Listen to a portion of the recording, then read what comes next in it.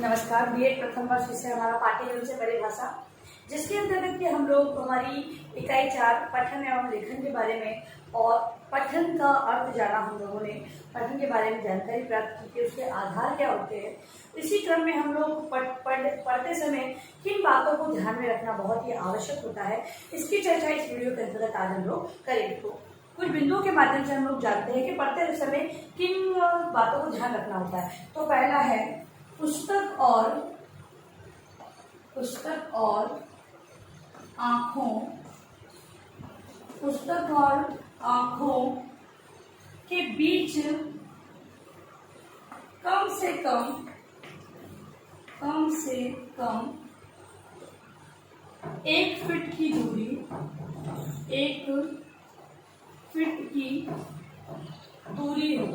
सबसे पहली बात कि जो पढ़ने वाला है उसकी आंखों तथा किताबों की जो दूरी है वो 1 फीट की बताई गई है कि कम से कम 1 फीट की दूरी रखते हुए पढ़ना चाहिए। ये बात ध्यान। दूसरा है पुस्तक इस प्रकार से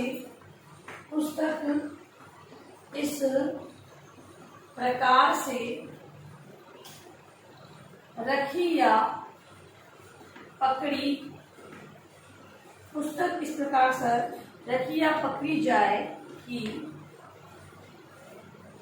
उस पर बाईं ओर से प्रकाश आए।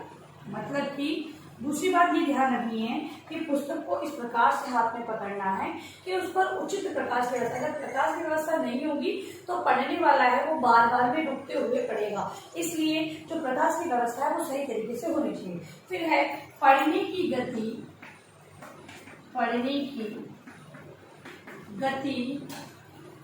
न तो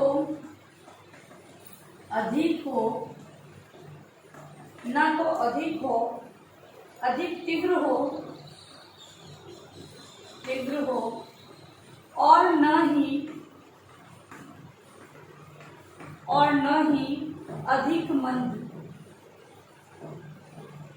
ना तो ज्यादा होनी चाहिए और ना ही ज्यादा कम होनी चाहिए, इस प्रकार की गति होनी चाहिए। अगला है पाठ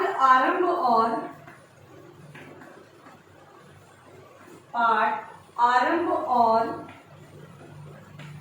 अंत मंद गति से हो।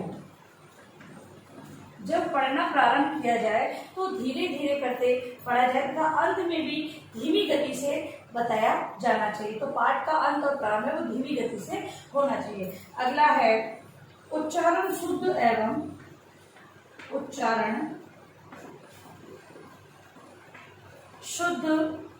एवं स्पष्ट हो।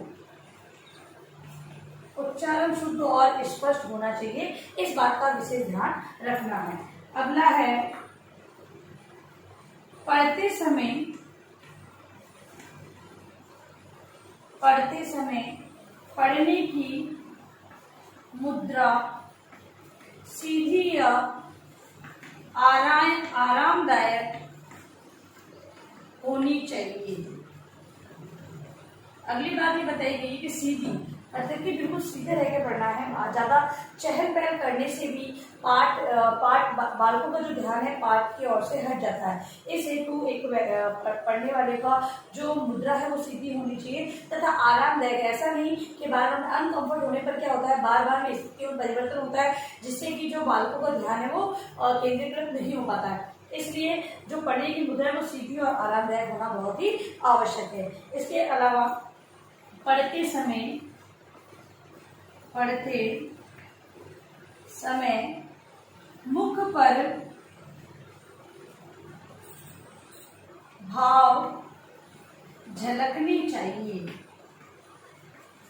मतलब कि जो पढ़ना है केवल स्ट्रेट हो गई एकदम, मतलब कि केवल पाठ को पढ़ना ही पढ़ना नहीं है। पढ़ते समय ध्यान रखना है कहाँ पर किस प्रकार के भाव आ रहे हैं, तो मुख पर वो भाव झलकने चाहिए। इस प्रकार से पढ़ना होना चाहिए। फिर है पढ़ने के स्थान पर पर्याप्त प्रकाश तो इस बात को ध्यान में रखा जाए कि जो पढ़ने का स्थान है वहां पर उचित प्रकाश की व्यवस्था होना बहुत ही आवश्यक है। यदि प्रकाश सही प्रकार से नहीं पड़ेगा तो पढ़ने वाला है बार बार में डिस्टर्ब होगा और सही तरीके से वाचन नहीं हो पाएगा। ठीक है, अब पढ़ने के उद्देश्यों के बारे में हम सामान्य जानकारी आज देख लेते हैं। तो पढ़ने के उद्देश्य, अगला हमारा टॉपिक है आज का, वो है पढ़ने के उद्देश्य। पढ़ना है वो किस उद्देश्य से होना चाहिए? तो पठन या पढ़ने के उद्देश्य, पठन या पढ़ने के उद्देश्यों के बारे में सामान्य जानते हैं, बात करते हैं। पढ़ने का आधुनिक जीवन, आधुनिक जीवन में अत्यधिक महत्व है। पढ़ने का आधुनिक जीवन में अत्यधिक महत्व है। मनुष्य में ज्ञानार्जन की जिज्ञासा, मनुष्य में ज्ञानार्जन की जिज्ञासा स्वभावतः होती है, स्वभावतः होती है और वह ज्ञान वृद्धि के लिए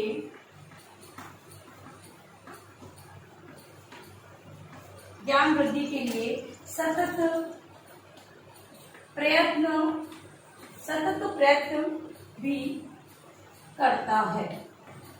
मतलब कि जो पढ़ने का जीवन में अत्यधिक महत्व है, कोई भी व्यक्ति है ज्ञानार्जन के लिए विभिन्न प्रकार की जो मतलब कि पढ़ने का, जैसे कहीं से भी ज्ञान प्राप्त करना है तो वो अलग अलग तरीकों से पढ़ने का प्रारंभ कर देता है, जिससे कि स्वभाव मतलब कि जो ये प्रवृत्ति है, स्वाभाविक प्रवृत्ति, इसके कारण एक व्यक्ति को बहुत सारा ज्ञान प्राप्त होने में सुविधा रहती है। और इस ज्ञान की वृद्धि के लिए एक व्यक्ति है वो सतत ही प्रयासरत रहता है। हम ये कहते हैं कि बालकों के अंदर जब पढ़ने की ललक जाग जाती है तो वो अन्य साहित्यों को पढ़ने लग जाता है।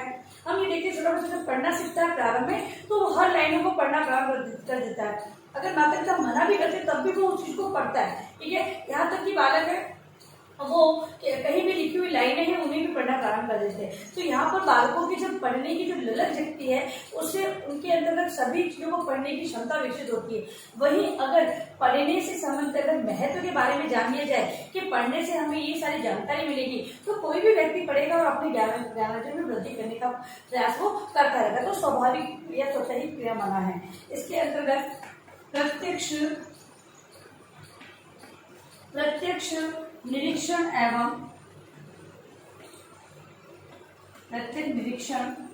एवं स्वानुभव,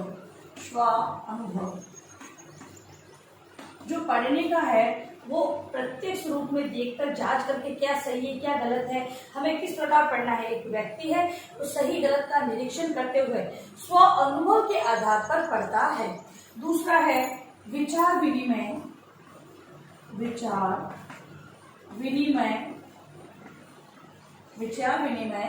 एवं दूसरों से शिक्षा ग्रहण। दूसरी बात है कि एक व्यक्ति अपने विचारों का आदान प्रदान करने या दूसरों से शिक्षा ग्रहण करने के लिए भी पढ़ने का कार्य करता है। मतलब कि पढ़ने का अर्थ दूसरा ये भी लिया जाता है कि या तो शिक्षा ग्रहण करना या फिर अपने विचारों का आदान प्रदान करना। तीसरा है स्वाध्याय तथा पठनाभ्यास।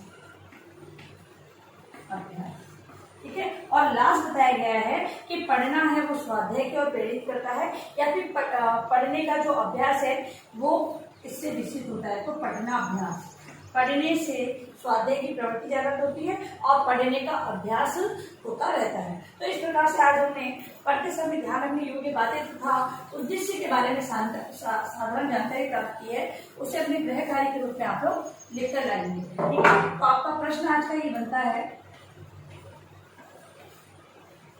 पढ़ते समय ध्यान रखने योग्य बातों को लिखिए। पढ़ते समय ध्यान रखने योग्य बातों को आप अपनी उत्तर पुस्तिका में होमवर्क के रूप में लिखकर लाएंगे। और अंत में इस महामारी के दौर में कम से कम ये आवश्यक कार्य होने पर घर से बाहर निकले। बाहर निकलते हुए 3 बातों का विशेष ध्यान रखें। मास्क लगाएं, सोशल डिस्टेंस बनाएं और हाथों को बार बार सैनिटाइज करते रहें। सुरक्षित रहें, सभी का ध्यान रखें। धन्यवाद।